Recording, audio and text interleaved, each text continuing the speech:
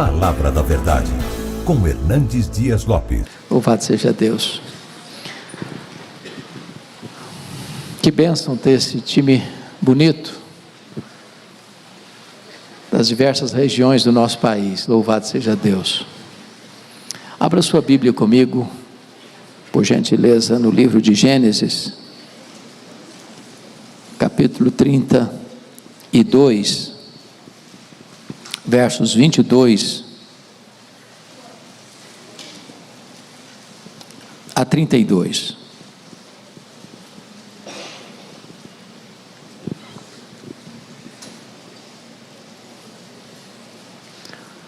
Gênesis 32, 22 a 32.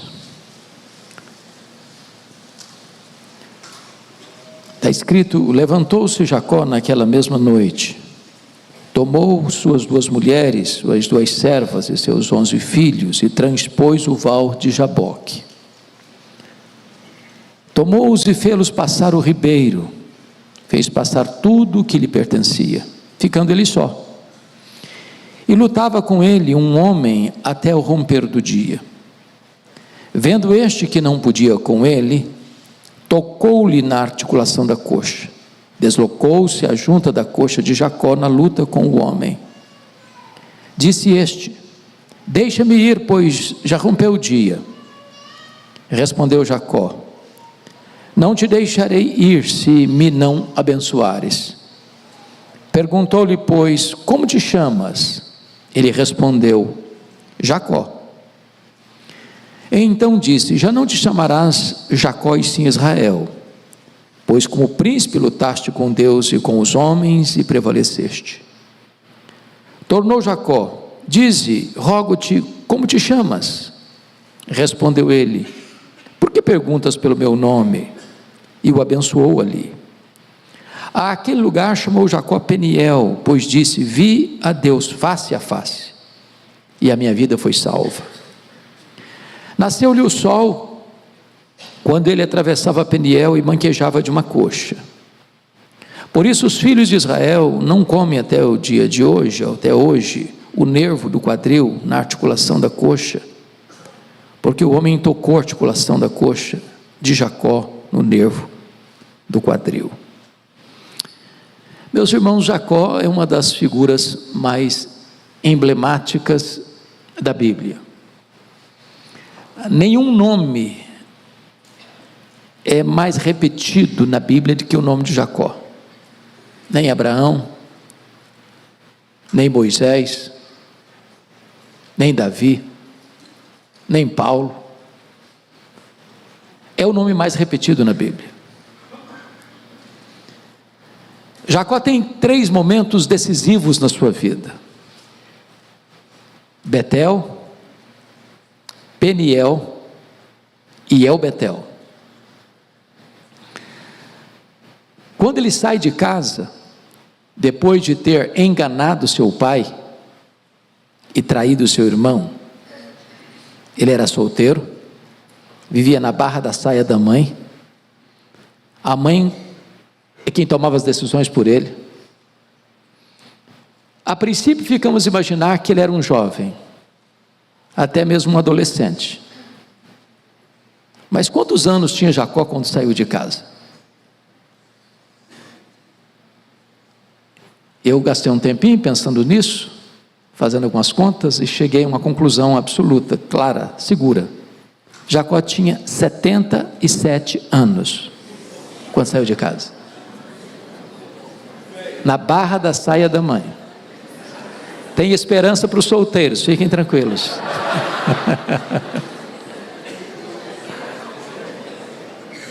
Por que você pode afirmar com certeza que ele tinha 77 anos? Preciso que você acompanhe o raciocínio então. Ele sai de casa, vai para Padã Arã, trabalha 14 anos por Raquel e Lia, a contragosto, é verdade. Quando ele completa 14 anos, nasce José, e ele quer voltar, e o sogro não deixa. Então, quando José nasce, o Jacó tem 91 anos. Ele fica mais 6 anos. 6 anos. Ao todo, ele fica em Padã Arã 20 anos. Então, você sai com 77, agora ele tem quantos anos? 97 anos. Jacó é neto de crente, Jacó é filho de crente, mas Jacó ainda não é crente. Quando Deus se revela a ele em Betel, Deus se dirige a ele como: eu sou o Deus de Abraão, o Deus de Isaac. Dá vontade de escutar: e o teu Deus? Mas Deus não falou isso. Até os 77 anos, Jacó conhecia apenas o Deus do seu avô e o Deus do seu pai, mas não era ainda o seu Deus. Agora ele tem 97 anos. Pergunto a vocês: quantos anos tem José? 6 anos. Quando José nasceu, tinha 91.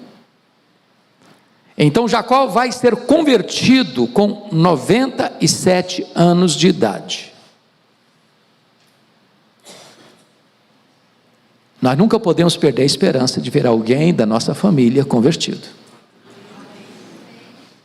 Bom, só para fazer as contas, para depois a gente voltar à exposição do texto. Quando José foi vendido pelos seus irmãos para o Egito, quantos anos tinha José? 17 anos. Se o Jacó tinha 91 quando ele nasceu, quantos anos tem agora Jacó, quando o seu filho José é vendido para o Egito? 108 anos. 108 anos. Quanto tempo José ficou no Egito até levar sua família para o Egito? 13 anos sofrendo. Depois 7 anos de governo com fartura. Então são 13 com 7, 20. Depois tem 2 anos de agrura, seca, fome. Com 2 anos de seca, ele manda levar sua família, ou seja, 22 anos depois. Quantos anos tinha Jacó quando José foi vendido para o Egito? 108. 108 mais 22, 130. A Bíblia diz que foi para o Egito com 130 anos. Viveu lá 17 anos, morreu com 147 anos. Então não é lucubração, é fato. Ele sai de casa com 97, neto de crente, filho de crente, recebe promessas de Deus, bênçãos de Deus, cuidado de Deus, proteção de Deus, mas não é salvo. Há muitas pessoas, irmãos, que estão na igreja, são netos de crentes, são filhos de crentes, conhecem a palavra, conhecem as promessas, recebem as bênçãos, são até dizimistas, mas nunca nasceram de novo. Conhece apenas o Deus de seu avô e Deus de seu pai. Mas agora nós chegamos a uma situação onde, depois de 20 anos que ele está em Padã Arã, vocês conhecem o enredo todo, está na hora de voltar. O sogro já não olha para ele direito, os cunhados já têm comentários muito ruins acerca dele, as mulheres não estão satisfeitas com o pai, usaram-nas como mercadoria. Deus fala com ele: está na hora de voltar. Mas o problema é que ele deixou para trás uma situação pendente, e o seu irmão havia jurado que quando o pai morresse, ele mataria o Jacó. O Isaac não tinha morrido ainda, depois de 20 anos. Mas a Rebeca, que disse para ele: eu vou te mandar para lá, meu filho, daqui a pouquinho eu mando trazer você de volta. Quando Jacó voltou depois de 20 anos, ela já estava morta. E agora não tem mãe protetora mais para fazer uma média. E nessa conjuntura, ele precisa atravessar o val de Jaboque. É aqui que entra a história do nosso texto, onde Deus vai lutar com ele, porque o homem é um anjo, o homem que é anjo é o próprio Deus. E aqui com 97 anos é que o Jacó vai ter uma experiência, chamaríamos nós hoje de conversão, de novo nascimento. Quando Deus muda não só a sua vida, Deus muda o seu nome. Você não vai chamar mais Jacó, você vai chamar Israel. E só a partir daqui é que você conhece o nome de Deus: Deus de Abraão, Deus de Isaac, Deus de Jacó. Agora ele não é apenas neto de crente, filho de crente, agora ele também é crente. Agora ele não tem apenas a experiência dos outros, ele tem a sua própria experiência. Eu vou passar de relance sobre isso, mas tem um terceiro capítulo importante. O primeiro é Betel, onde ele tem um encontro com o Deus dos seus pais, Deus do seu avô e Deus do seu pai. Em Peniel ele tem um encontro com o Deus da sua vida, no capítulo 35 de Gênesis, depois de uma tragédia que aconteceu com ele, por desobedecer a Deus. Ele está na iminência de ser massacrado com a sua família, e Deus diz para ele: suba para Betel, mas antes você tire os ídolos do lar, purifica as mãos, tira as vestes sujas e suba para Betel. E lá ele levanta um altar e dá o nome desse altar de El Betel, o Deus da casa de Deus. Este é o Deus da restauração. O fato de você e eu sermos crentes, o fato de eu e você estarmos numa conferência de avivamento, não significa dizer que você e eu não estamos sujeitos a deslizes, a quedas, a fracassos. Mas o que eu quero dizer para você também hoje é que esse Deus não desiste de você, Ele não abre mão da sua vida. O Deus das promessas, o Deus da salvação, é também o Deus da restauração. Então, vamos considerar o texto lido. E eu quero destacar aqui algumas coisas muito importantes na experiência de Jacó, linkando isso com a questão do avivamento. Primeiro, o que você encontra aqui é o que chamaria de uma eleição incondicional de Deus na vida do Jacó. Se não, vejamos. Lá no capítulo 25, 23 desse livro de Gênesis, diz que Deus escolheu Jacó na contramão da cultura, sendo ele o caçula e não o primogênito. Embora gêmeos, mas quem nasce primeiro é Esaú. E dentro da cultura judaica, o primogênito tinha privilégios. E Deus inverte esse papel, e Deus escolhe Jacó.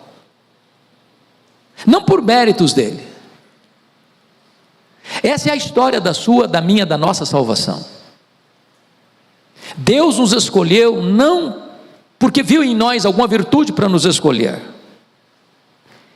Ele não nos escolheu por causa dos nossos méritos, mas apesar dos nossos deméritos.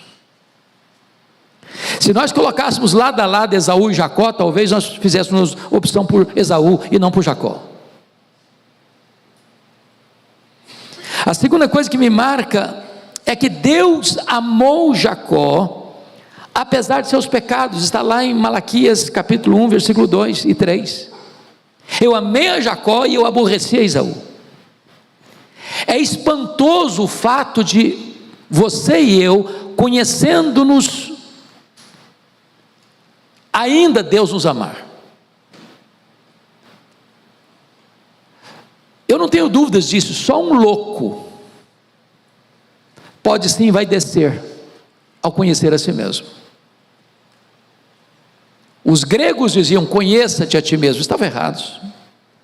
Eu não me conheço, você não se conhece. Tem hora que eu fico escandalizado comigo mesmo. Você não fica, não? Será que sou eu mesmo? Esse negócio está passando na minha cabeça, será que coisa estranha é essa?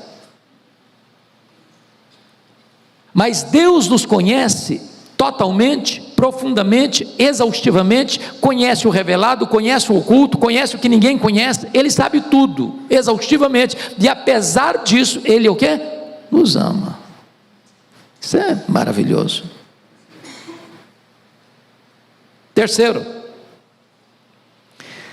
veja comigo o verso 24 do texto lido, porque está escrito aí: ficando ele só, e lutava com ele um homem até o romper do dia. Quem toma a iniciativa de transformar a vida do Jacó é o próprio Deus. O Jacó poderia ter naquela situação, e vocês conhecem o contexto, onde ele vai colocando a sua família por etapas, com medo de enfrentar o seu irmão Esaú, que está vindo ao encontro dele, ou de encontro a ele, com 400 homens. Ele não é homem de guerra, ele poderia ser massacrado, e ele está com muito medo, ele está desesperado até, ele tem estratégias. Ele poderia dizer: meu Deus, eu careço da tua graça, eu careço da tua misericórdia, como nós ouvimos agora há pouco acerca do Davi. Não, nem isso ele tem. Ele não começa essa luta com Deus, ele não começa essa vontade de ser transformado, ele não começa, como diz Oséias capítulo 12, chorando, pedindo misericórdia. Não, quem toma a iniciativa é o próprio Deus, porque esse homem aqui é o próprio Deus. Oh, meus amados, que maravilha isso, porque na verdade Deus nos busca mais do que nós o procuramos. A iniciativa é dele, a obra é dele, tudo procede dele, tudo provém dele, que nos reconciliou consigo mesmo por intermédio de Jesus Cristo. E eu não estou com nenhuma dúvida em afirmar que Deus está mais interessado em avivar-nos do que nós em recebermos o avivamento. Quarto lugar, Deus não desistiu de Jacó, apesar da resistência de Jacó. Vejam vocês, no verso 24 ainda, que diz que lutava com ele um homem até o romper do dia. Mas versículo 25, vendo este que não podia com ele. O que está acontecendo aqui? O Jacó não quer ceder. E essa luta tem a ver com o que? Medir força, quem é mais forte, quem tem músculos mais tonificados, quem tem mais experiência de academia, quem fez jiu-jitsu, karatê, etc e tal, quem vai ganhar essa luta. Não, ele tinha plena consciência de que o que estava em jogo ali era a sua vida, era a transformação do seu caráter, era a transformação da sua vida. E ele mede força com força, poder com poder, destreza com destreza, ele não quer ceder. Agora eu quero dizer para você que o Jacó está aqui hoje, mas ele não está entre nós não. O Jacó mora debaixo da nossa pele, o coração do Jacó bate no nosso peito, o sangue de Jacó corre em nossas veias. Nós somos resistentes à obra de Deus tantas vezes, dura cerviz, coração endurecido. Deus nos chama, como diz lá nos profetas, levantando de madrugada, enviando profetas, enviando mensageiros, e nós lemos a Bíblia, e nós escutamos sermões, e nós lemos livros, e nós frequentamos conferências, e nós vamos aqui, nós vamos ali, nós vamos acolá, e Deus nos fala, e torna a nos falar, e fala de novo, e repete outra vez, e nós endurecidos, resistindo.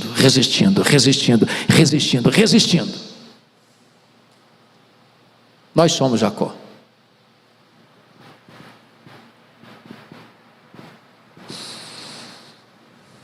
Quinto lugar, Deus feriu Jacó para não perdê-lo para sempre. Confira comigo o verso 25. Vendo este que não podia com ele, tocou-lhe na articulação da coxa, deslocando-se a junta da coxa de Jacó na luta com o homem. Deus o deixou aleijado, manco, deficiente fisicamente. Sabe o que significa isso? Deus é capaz de ir às últimas consequências para não nos perder. quando o Senhor disse para Saulo de Tarso no caminho de Damasco: dura coisa te é recalcitrares contra os aguilhões. Que bênção é que Deus não desiste de nós. Que bênção é que Ele tem um plano e Ele vai cumprir esse plano. Algumas pessoas às vezes precisam de um fato desse.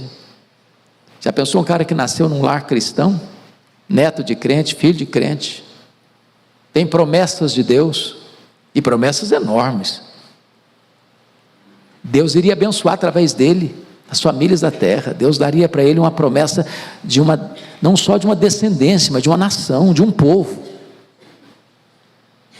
Ele tinha a promessa de, por meio da sua descendência, chegar o Messias, o Salvador. E o cara, com tanto conhecimento e com tanta informação, e com tanta coisa boa, está resistindo, e a luta começou no começo da noite.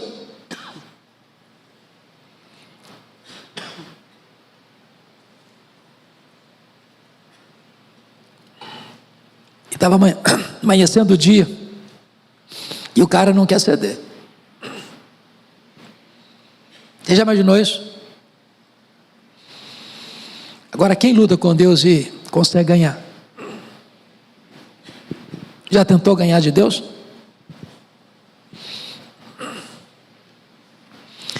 Deus pode quebrar a gente, sabia? E é melhor ser quebrado por Deus do que permanecer endurecido.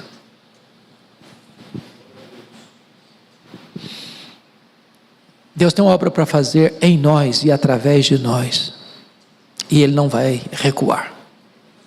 Bendito seja o Senhor por isso. Mas depois de tratar da eleição incondicional, esse texto trata também do que nós chamaríamos de a graça irresistível de Deus. E a primeira coisa que destaco aqui é que agora Jacó reconhece a necessidade da sua transformação, no versículo 26. Disse este: deixa-me ir, pois já rompeu o dia. Respondeu Jacó: não te deixarei ir, se me não abençoares. Quando é que ele chegou a essa conclusão? Só depois que foi ferido por Deus. Enquanto ele tinha força, ele está lutando para não ser transformado.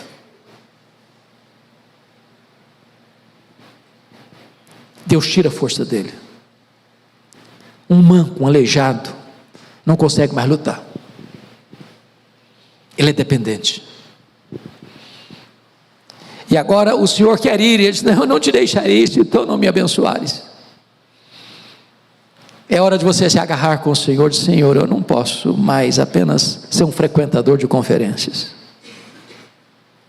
Já li tantos livros, já li a história dos avivamentos tantas vezes. Eu poderia enumerar algumas dezenas de congressos de avivamento que eu já fui. E a gente vai fazendo coleção de conferências, de sermões ouvidos, de livros lidos. Chegou um momento em que Jacó disse: Senhor, eu não posso, essa noite não pode passar. O dia já está amanhecendo e eu não quero continuar agora mais com a mesma vida. Eu não posso mais continuar do mesmo jeito. Eu não te deixarei ir se tu não me abençoares. Mas, segundo lugar, Moisés não relata isso aqui em Gênesis, mas está lá em Oséias capítulo 12, versículos 3 e 4, que nessa luta de Jacó com Deus, ele chorou e pediu misericórdia. É importante esse fato, porque nós agora ficamos sabendo que quando o dia está amanhecendo, com que intensidade, com que coração quebrantado é que ele clama: não te deixarei ir se tu não me abençoares. Não é um pedido formal, não é uma coisa engessada, nomenclatural, não é apenas um elemento da liturgia. O coração dele está quebrado, a alma dele está compungida, Agora essa súplica não é mais com o coração seco e nem com os olhos enxutos. Ele está chorando. Ele não está pedindo nenhuma coisa de mérito, não. Ele está pedindo mercê, está pedindo misericórdia. Senhor, tem misericórdia de mim. Oh meu Deus, tem misericórdia de mim. Eu não quero mais, eu não posso mais continuar sendo o homem que eu fui até hoje, aos 97 anos de idade. Eu preciso de uma mudança, ainda que na fase outonal da minha vida. Não importa quantos anos você tem, não importa quantos anos de crente você tem, não importa quantos anos de liderança você tem, não importa quantos anos de pastorado você tem, não importa que cargos eclesiásticos você ocupa, hoje o Senhor quer tratar conosco, tratar no nosso coração, lá na intimidade do nosso ser.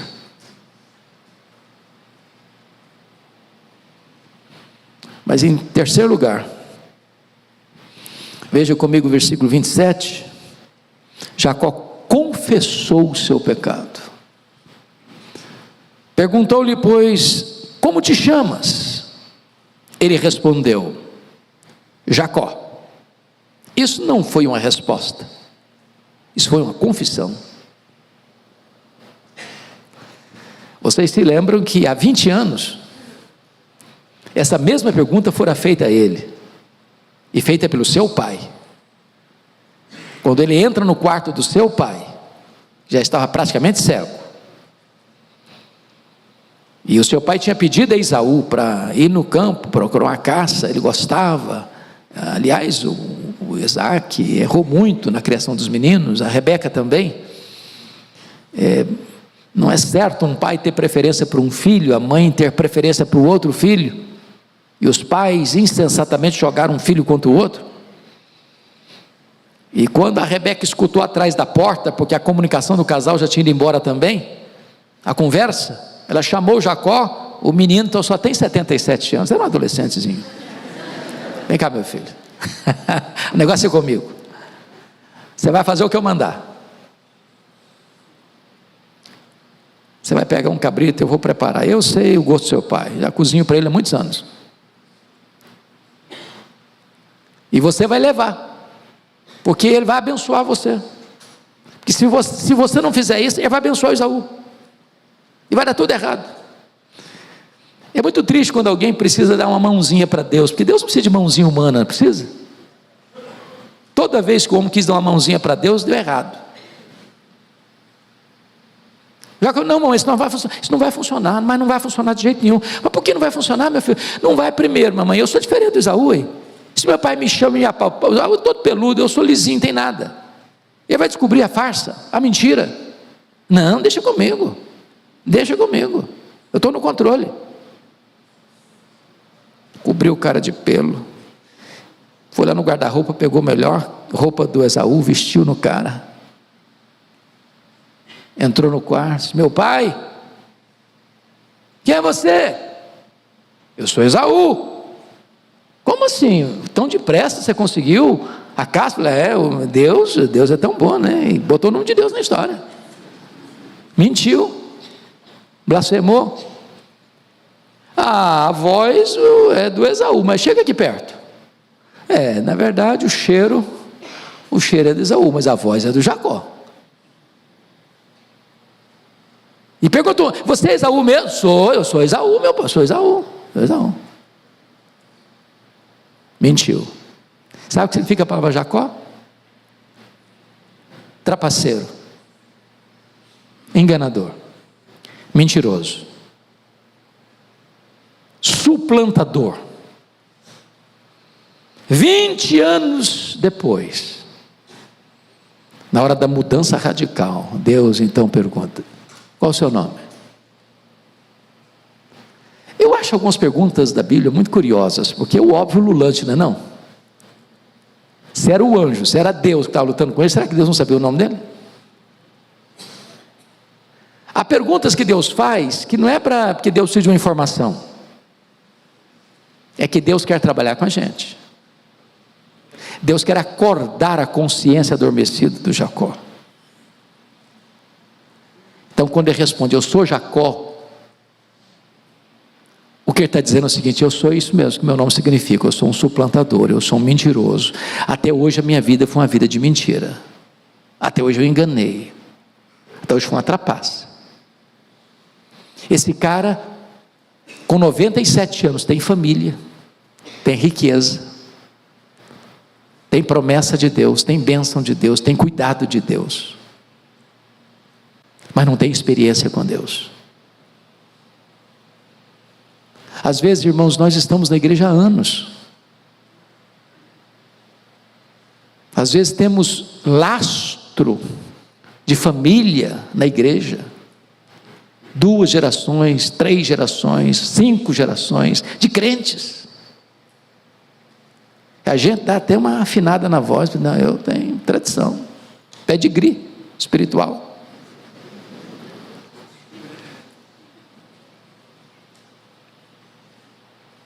Isso nada impressiona Deus. Qual é o seu nome? Quem é você? Estou falando do seu avô, não estou falando do seu pai, não estou falando de você. Quem é você? Qual é o seu nome? O ponto aqui é aquilo que está sendo tratado. Se não houver convicção de pecado, não tem o quê? Arrependimento. Sem convicção de pecado não tem arrependimento. E não tem fase na vida, irmãos, para necessidade de arrependimento. Eu estou falando de um homem de 97 anos, de um homem que é um patriarca, de um homem que é neto do Abraão, é filho do Isaac, é o pai das 12 tribos de Israel, é o pai da tribo que vai trazer ao mundo o Messias.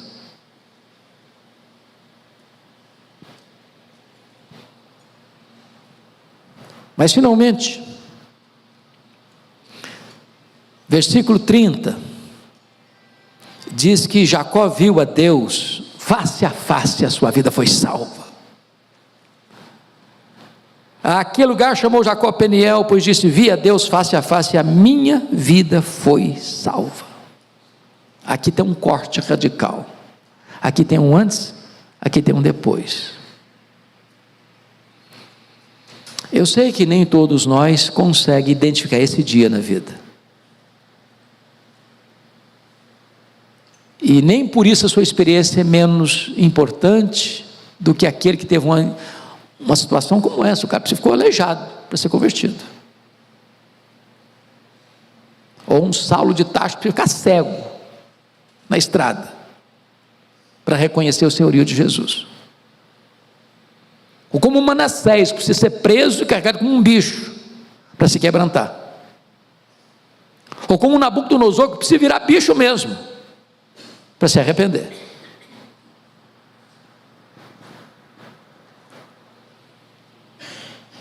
Cada um de nós tem a sua experiência. Eu, com 17 anos, nascido na igreja, frequentei a igreja desde a minha infância, nunca me afastei fisicamente da igreja, mas tive a minha experiência de conversão com 17 anos. Não estava lendo um livro, não estava lendo a Bíblia, não estava escutando um hino, não tinha ninguém pregando para mim, eu estava dançando, sozinho, rock and roll, numa vitrola, na casa de um vizinho, lá pulando, lá pelas tantas, nenhuma voz, não foi audível, uma experiência mística, mas o Espírito Santo segredou meu coração. Você está com nada, nada disso aí preenche o seu coração. Ali sozinho, me rendi aos pés do Senhor, sozinho. Cada um tem sua experiência com Deus. Não é questão de tempo. Às vezes isso acontece na infância, às vezes acontece na adolescência, às vezes isso acontece na juventude, às vezes na fase adulta, às vezes na velhice, às vezes com 97 anos.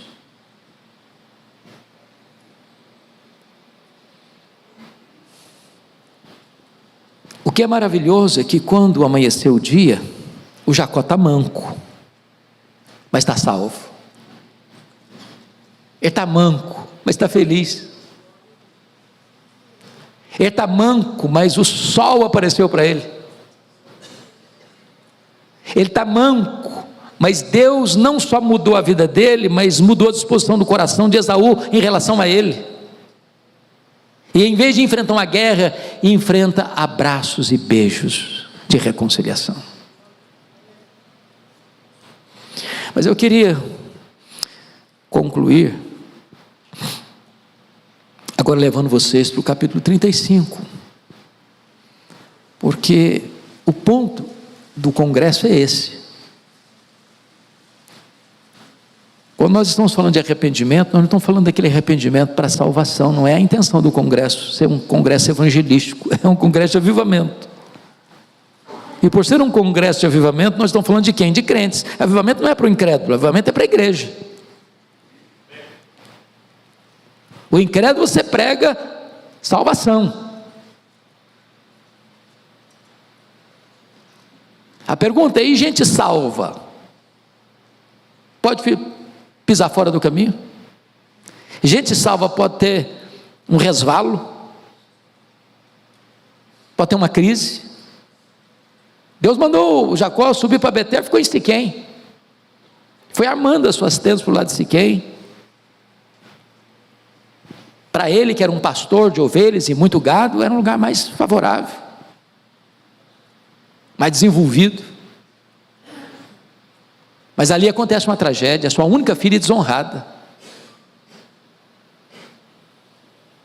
E o rapaz até que reconheceu o erro, foi pedir perdão, foi propor casamento, acertaram os papéis, tudo direitinho. Mas os irmãos de Diná, de pai e mãe, que Jacó tinha uma família disfuncional, 2 esposas e 2 concubinas, filhos com todas elas, os irmãos de pai e mãe falaram: não vai ficar desse jeito não, ninguém abusa da nossa irmã desse jeito não. Tramaram, urdiram, enganaram, propuseram uma aliança. Nossa irmã vai casar assim, mas todo mundo, você, seu pai, sua família, a cidadezinha toda de vocês vai ter que se circuncidar, porque nós não nos casamos com gente incircuncisa. Sabe o que significa gente incircuncisa? É gente que não tem aliança com Deus. Todo mundo se circuncidou. Quando estava na fase mais dolorosa do problema, eles entraram lá e mataram todo mundo, uma chacina. Gente de Deus. Agora Jacó está com medo, porque a vingança vem, e ele está numa situação embaraçosa demais, porque ele não obedeceu a Deus, e a consequência chegou. E é nessa conjuntura que Deus diz para ele: agora suba para Betel. Suba para Betel, mas para subir, meu filho, algumas coisas têm que acontecer. Primeiro, você tem que abandonar os ídolos. Lembra que a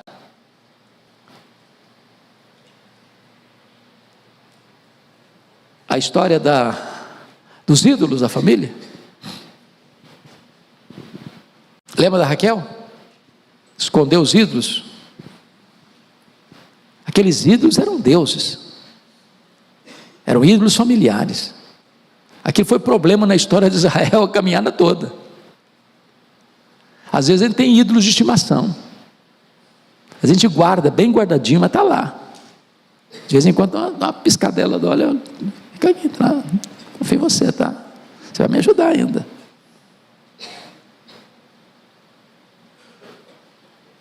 Enquanto o ídolo não for tirado do caminho, a chuva não vem. Enquanto o Baal não for removido, a chuva não desce. E Deus disse mais: olha, você tem que limpar as vestes e as mãos. A vida tem que mudar, a forma tem que mudar, a aparência tem que mudar, tudo tem que mudar. Tem que arrepender, porque não pode ter restauração sem convicção de erro. Os avivamentos foram precedidos por convicção de pecado. Não havendo convicção de pecado, não tem arrependimento, e não tendo arrependimento, não tem avivamento. E diz a Bíblia então que Jacó sobe para Betel, e ali ele levanta um altar, e ele dá o nome desse altar de El Betel. Agora apenas não é Betel, casa de Deus, porta do céu. Ele precisa avançar um pouco mais, aprofundar um pouco mais. Ele não precisa apenas de conhecer a casa de Deus, ele precisa agora conhecer o Deus da casa de Deus. Porque é possível conhecer a casa de Deus, ter respeito pela casa de Deus, ter reverência pela casa de Deus, mas não ter experiência com o Deus da casa de Deus. Essa palavra El Betel, em algumas línguas orientais, literalmente significa eu te abençoo outra vez. Vamos recomeçar. Vamos recomeçar. E hoje eu queria trazer essa palavra para você. Vamos recomeçar. Lembra lá o primeiro amor? Eu não sei quanto a você, tem hora que eu fico olhando no meu coração, falei, meu Deus, eu já tive momentos melhores na minha vida com o Senhor. Eu já tive momentos em que eu queria varar a noite, me deleitando em Deus, em oração, na leitura da Bíblia. De repente, meus irmãos, as coisas de Deus vão se acostumando, a gente vai se acostumando com o sagrado, acostumando com a igreja, com o trabalho de igreja, com a atividade de igreja, a gente corre para lá, corre para cá, corre para lá, corre para cá, faz e faz e faz e faz, de repente a gente bota no piloto automático. E Deus está dizendo para você e para mim hoje, vamos recomeçar? Eu te abençoo outra vez. Eu te abençoo outra vez. Porque eu não quero apenas que você conheça a casa de Deus, eu não quero apenas que você tenha uma experiência de salvação, eu quero que você também conheça o Deus da restauração, do recomeço, de um novo tempo na sua vida. E é isso que nós estamos aqui buscando, e é disso que você e eu estamos precisando.